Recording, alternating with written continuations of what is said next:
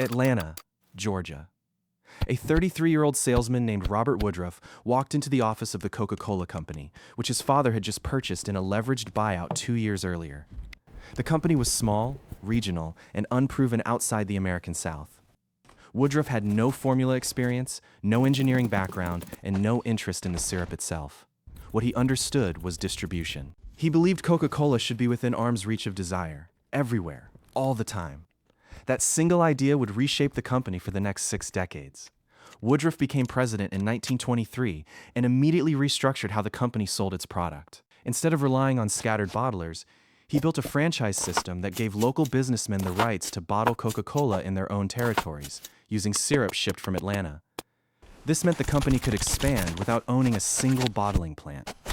By the late 1920s, Coca-Cola bottlers operated in dozens of countries. Woodruff pushed further, placing coolers in gas stations, drugstores, and roadside stands across America, then across Europe and Latin America. Then came the Second World War.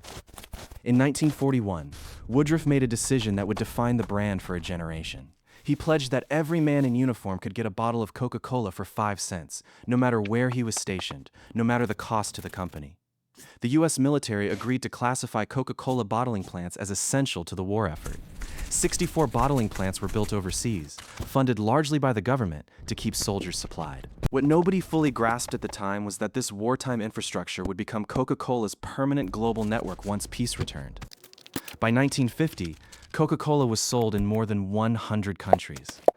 The bottling plants built for soldiers now served entire nations. Woodruff, still operating largely behind the scenes, avoided the press and rarely gave interviews. He preferred to run the company through hand-picked executives while he shaped strategy from his private retreat in Georgia, a plantation called Ishaway.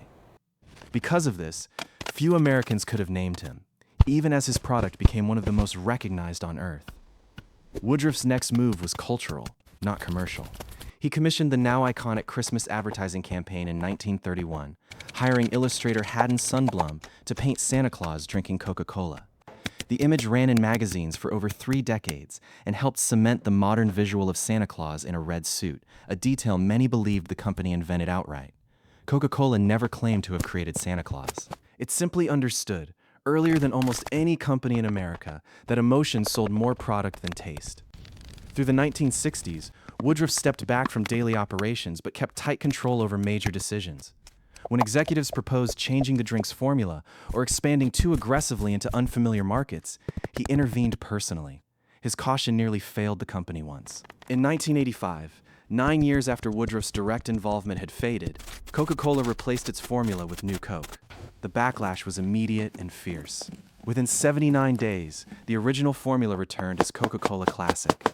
Woodruff, in his 90s by then, reportedly told colleagues the company had forgotten what made it valuable in the first place. Robert Woodruff died in 1985, the same year as the New Coke collapse, having spent over 60 years shaping a regional soda company into a fixture of daily life on nearly every continent.